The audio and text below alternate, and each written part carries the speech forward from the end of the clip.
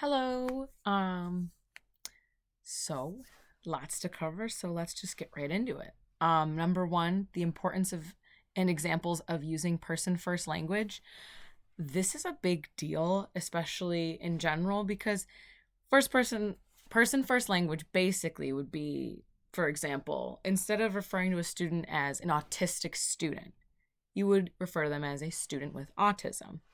The difference in itself you can see, like the title Person First Language, it's emphasizing the person over a disability or something to categorize them because it takes away their identity of being a person and more than just a disability. Um, this is important in a lot of different aspects, just as anyone wouldn't want to be overlooked just for being a woman or having a disability or just of the sort of having so much more than just one facet of themselves that then takes over their identity, especially in the eyes of the public, which is something we wish to avoid in education. Number two, discuss differences between criterion related versus criterion referenced assessments. Well, criterion related assessments assess a student's progress on items, and they're similar to objectives or standards, but criterion reference assessment assesses a student's progress in skill mastery against specific standards. This is similar to, for example, a student taking a test and, well, a test of sort, not at the end of the chapter test, and the teacher saying, you didn't hit the 80%, we're going to have you keep going on this next week, and then we'll retry, okay? That would be an example of a criterion referenced assessment. They compare the performance of a student to a given criterion, but this can be a teacher made one, or it could follow, for example, an IEP criterion. Okay, let's see. Number three, discuss the difference between curriculum-based measurement and curriculum-based assessment. CBM versus CBA. Well, CBMs monitor student progress frequently by comparing it to progress with the expected rate of progress established for them. So sometimes we see this with an aim line. One way that this can be measured is through DIBELS, DIBELS, in case I'm not pronouncing it right. They're based on annual achievement goals, which could be, for example, listed in IEP. It lets teachers know if the student is making adequate progress, or if they're not, that something needs to be done to correct it based on their current educational conditions. This is formative because it is taken all throughout. It's not an end of a chapter. It's not summative.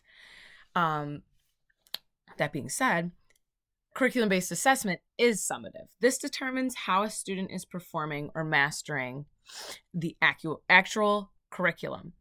This uses content from the curriculum to assess their progress with a given topic in it, like, for example, a unit. This is summative, like I said.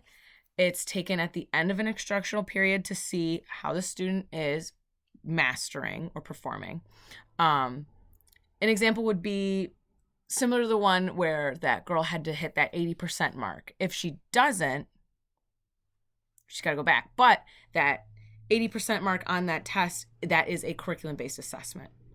Okay, let's see. Number four, convey a robust understanding of response to intervention, including its relationship to legislation.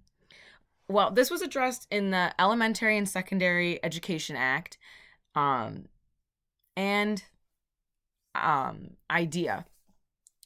So it varies across the U.S. because it's not mandated by law, but it was intended to determine a child's response to scientific research-based practice and intervention to help lower the amount of students that were being placed in special education. The amount of students that are targeted to be served within special education is 3 to 5%, and this is to try and get that so that we don't have so many students being taken out of general education and placed directly into special education when they might just need a little bit of extra help. That being said, the extra help is in 3 tiers. The first tier is the general instruction, which is for 80 to 85% of students. And this is given to all students.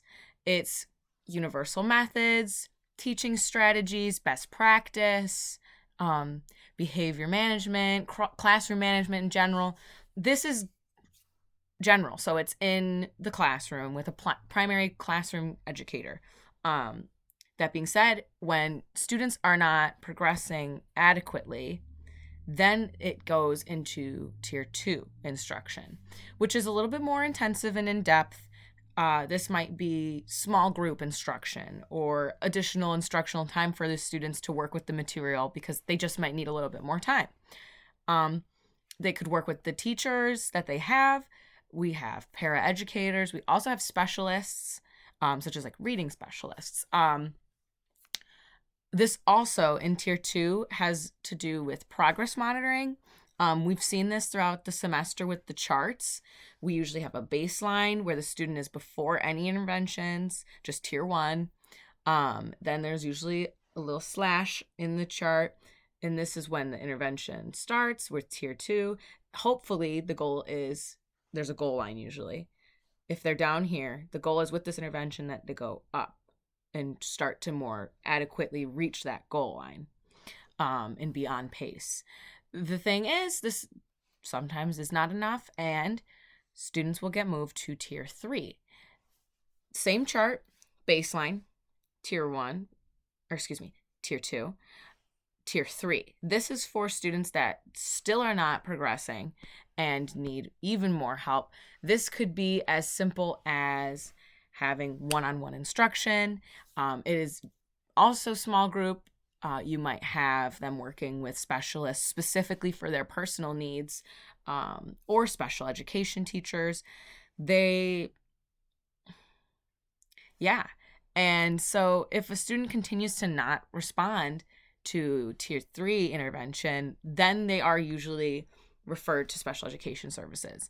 Because we have these 3 different interventions, it helps, instead of seeing a student struggling and just saying, okay, put them in special education, it says, okay, well, let's see what we can do before we have to make that step, because it's a big impact.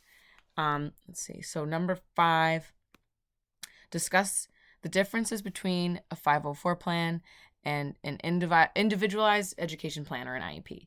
So a 504 plan, as I have come to understand, just through my years of placement, teachers describe it as a 504 plan is a little bit more lenient. It's not as concrete as an IEP.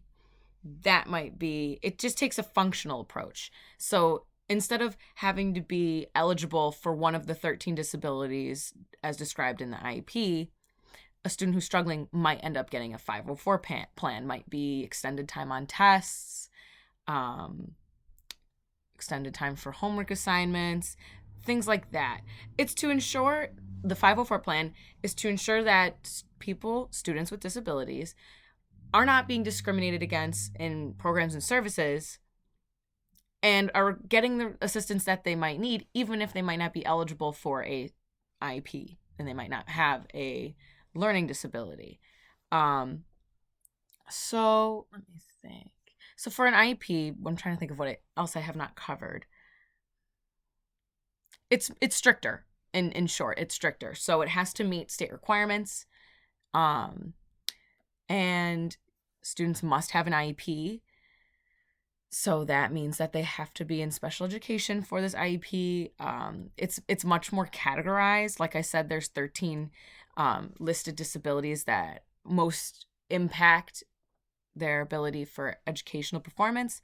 The concern with IEPs are their educational benefit. It might not be as similar to a 504 plan, which is really going for equity in the classroom between that said student with the 504 plan and the rest of the class, whereas an IEP is really just so that the student can get something out of their education that an IEP can provide them. It's much more about just the overall benefit for them.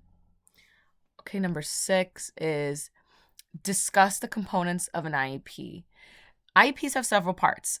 We just did an IEP for our final write-up and a CBM, And basically, an IEP includes the present levels of performance that can be both their grades, also functionally, such as socialization. In the case of the case study with Alex, he had a hard time with communication and socialization, but physically he was above average.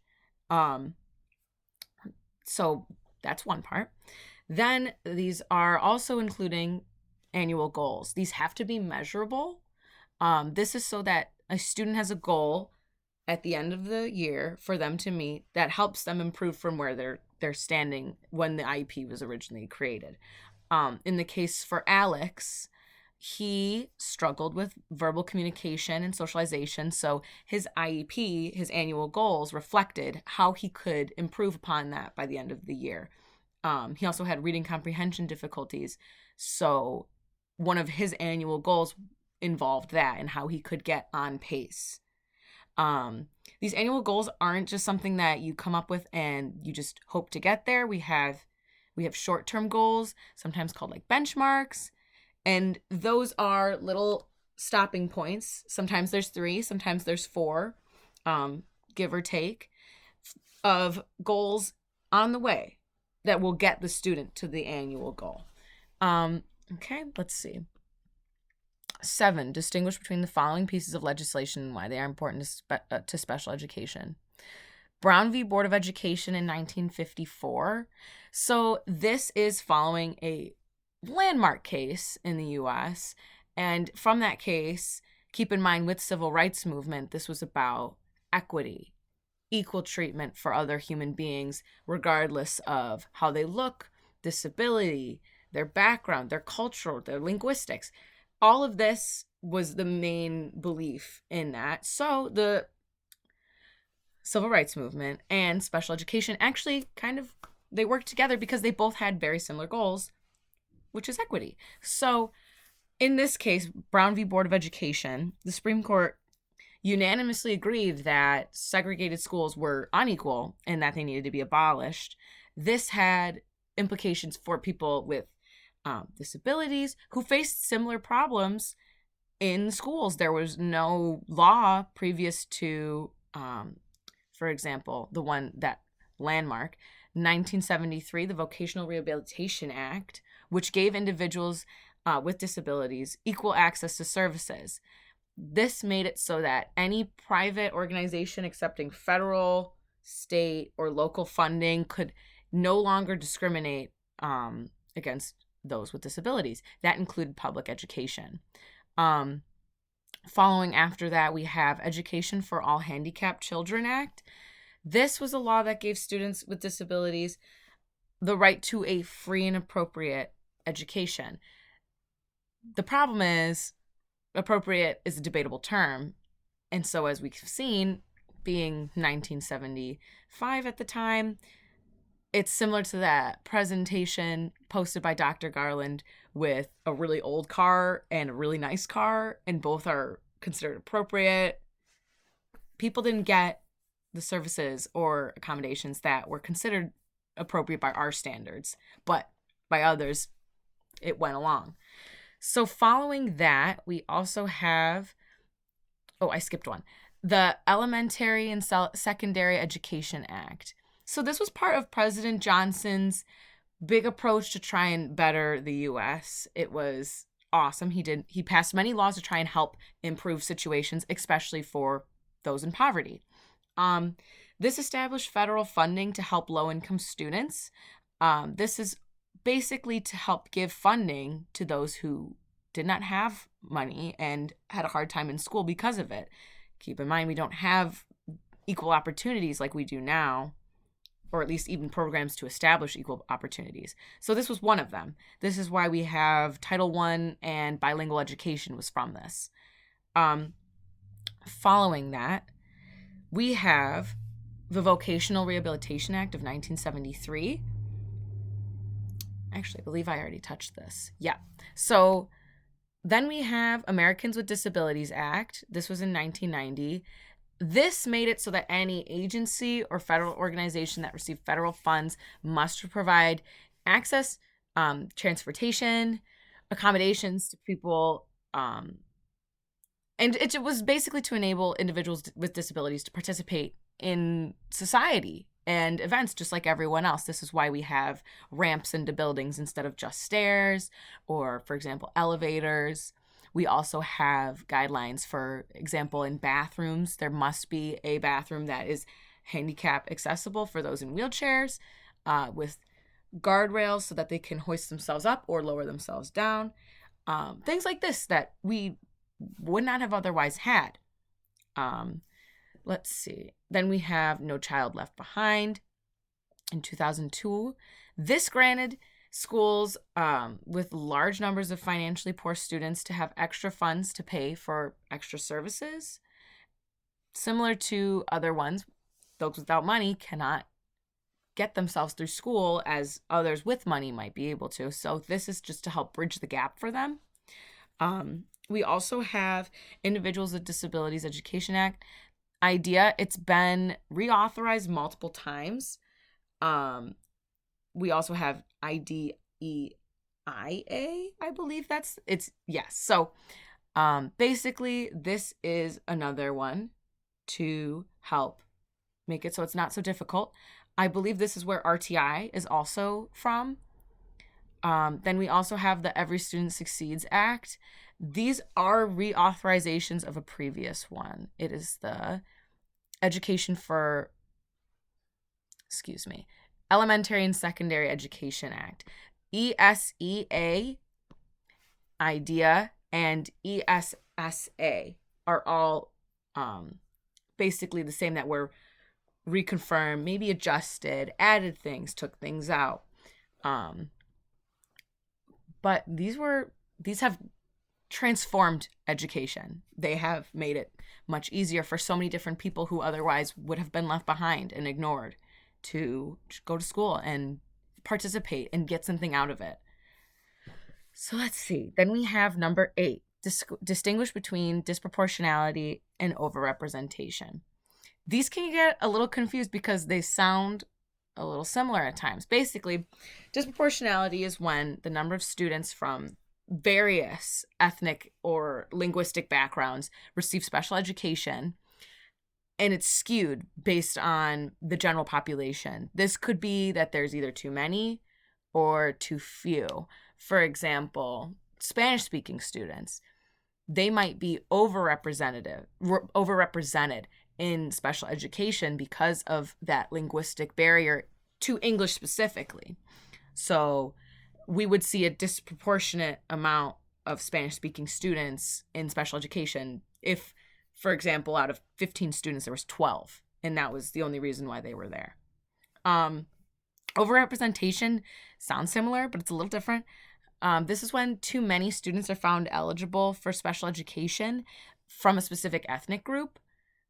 This could be, for example, students of color taking over most of special education, those that are receiving it. That would be overrepresentation based on them being eligible. This could have to do with a lot of different factors, especially socially. But we try to avoid this because it's not fair if all these students from one specific group are getting placed when they really might not need to. It might just be that the way they were measured impacted them because of their own schema. But basically, we try to avoid this. 9, describe the process of how teachers can determine average performance of their students on assessments. So teachers, this is the math part. Teachers rank scores from highest to lowest, and then they count the frequency of how often each score occurred. And then what we have is usually a normal distribution.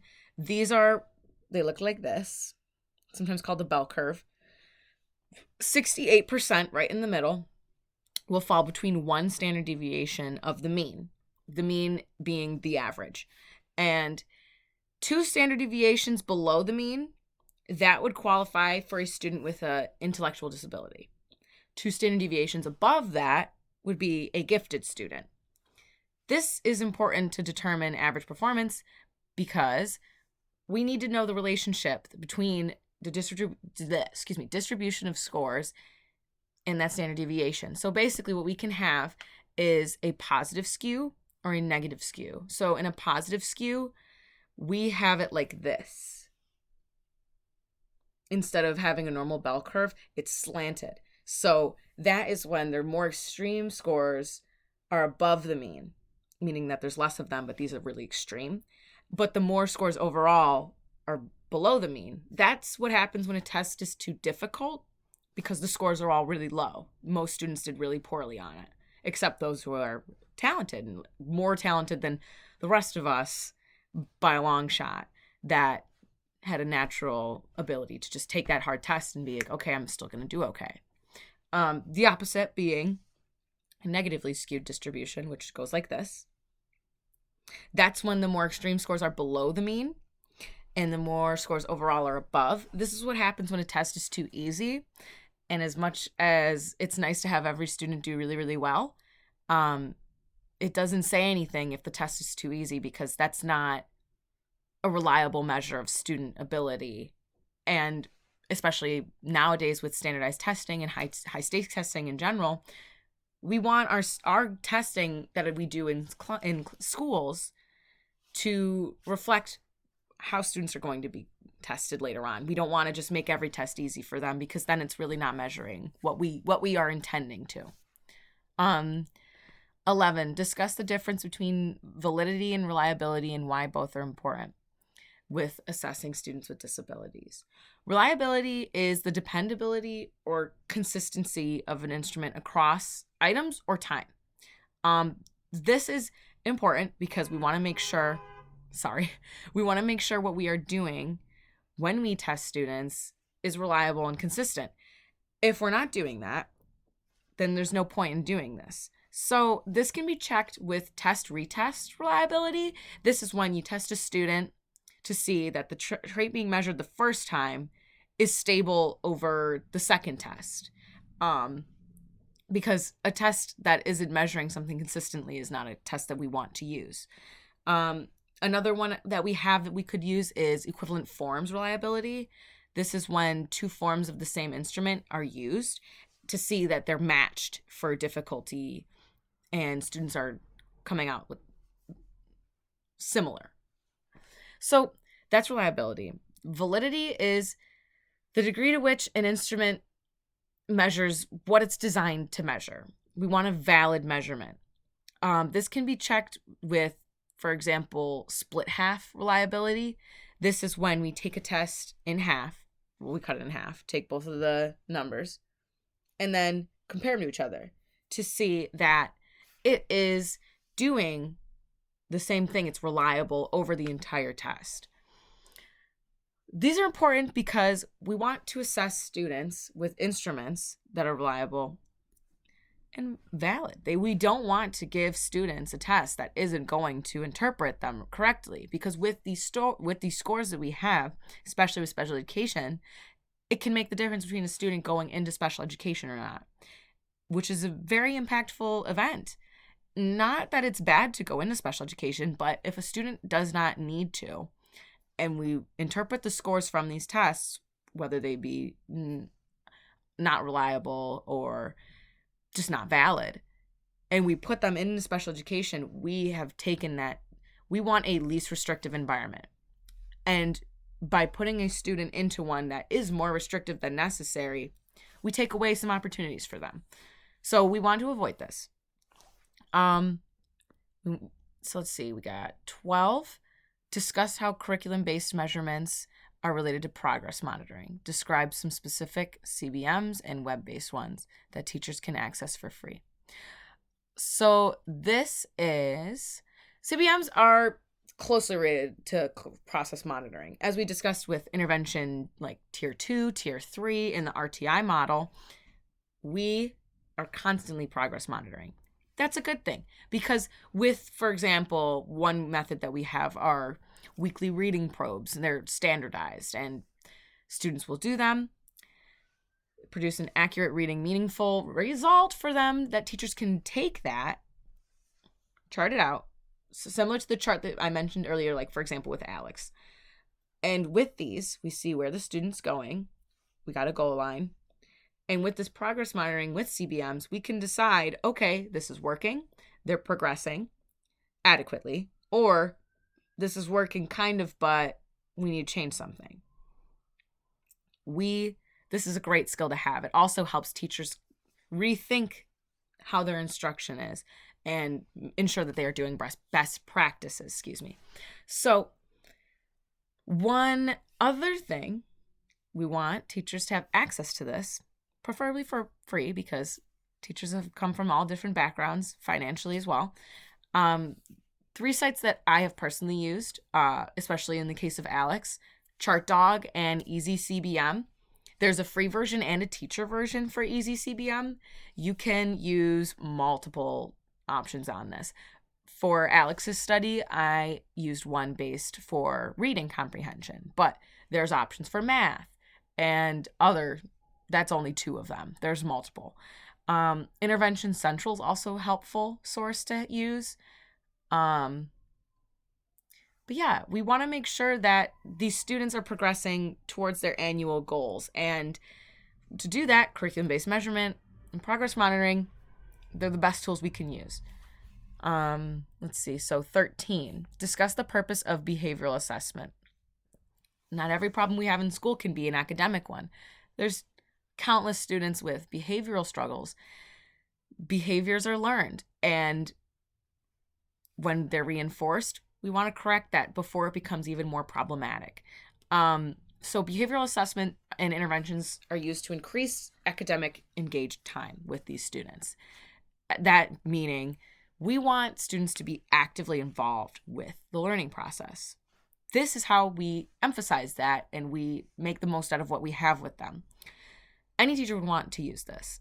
We want our students to be involved with material. We want to make sure that they are actively engaged. If they're not, we're wasting our time. We're losing opportunities. So there are a bunch of legislative implications, number 14 I'm on now, associated with a child's behavior in schools, including contextualize the following terms: positive behavioral interventions and supports, PBIS, and its relation to RTI. So similar to RTI, it's a 3-tier model.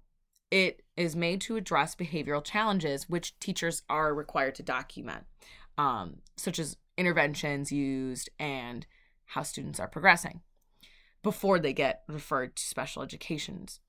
So in tier 1, we have, this is similar to RTI, we have the triangle. I know with RTI it goes like 80 to 85%, 5 to 10%, 1 to 5%. This is a little different. The percentages aren't the same, I don't believe. But in tier 1, we have positive behavioral systems, PBS, and sorry, I just need to think. Basically, this is the school rules. These are the consequences and the rewards to help students have positive behavior as opposed to negative behavior. I know some schools have mottos. I know at Starpoint High School, they have a star with 5 different important traits. I think one is kindness. But those are the goals. We want positive reinforcement. We can't constantly be yelling at students for behavior because that's only going to teach them negative reinforcement. We want to build them up. So in tier 2, this is when these are not working and a student they're displaying a behavior or multiple that are problematic, and they clearly need a little bit more personal attention so that they can more readily fix this. So we go to tier 2. That could be small group interventions. Sometimes that's more specific, intensive efforts. Sometimes students meet with a counselor personally. These are for students that are at risk. We don't want them to hurt others or themselves, and we can't have them lashing out constantly or just consistently. And if the tier 1 isn't working, they go to tier 2. Tier 3 would be the most severe, of course. There's also data collected throughout this, which could be used for a functional behavioral assessment, but I'm going to get into that in a second. Manifestation determination, to define that, that's a hearing to determine that a student's behavior is not a result of a disability. This must occur either immediately or before they can be suspended for more than 10 days. We want to make sure that an IEP is being followed and that it was written correctly. This is to ensure that a student isn't being punished for something that partially had nothing to do with them. If an IEP doesn't correctly meet the student and we see results like this, the student shouldn't be punished for that. Or at least not to the point where they're getting more than 10 days of suspension. That can really impact a student. So, as I mentioned, functional behavioral assessments are an assessment to determine the purpose or the function of a target behavior or multiple. This is to answer, why is this behavior occurring? What is the behavior? When is it occurring? And a hypothesis on basically why the student is doing this, because every behavior has a function. Behaviors don't just occur, they have a reason. There's also several types of observations. There's indirect ones and direct ones. The indirect ones are not nearly as extensive as the direct ones.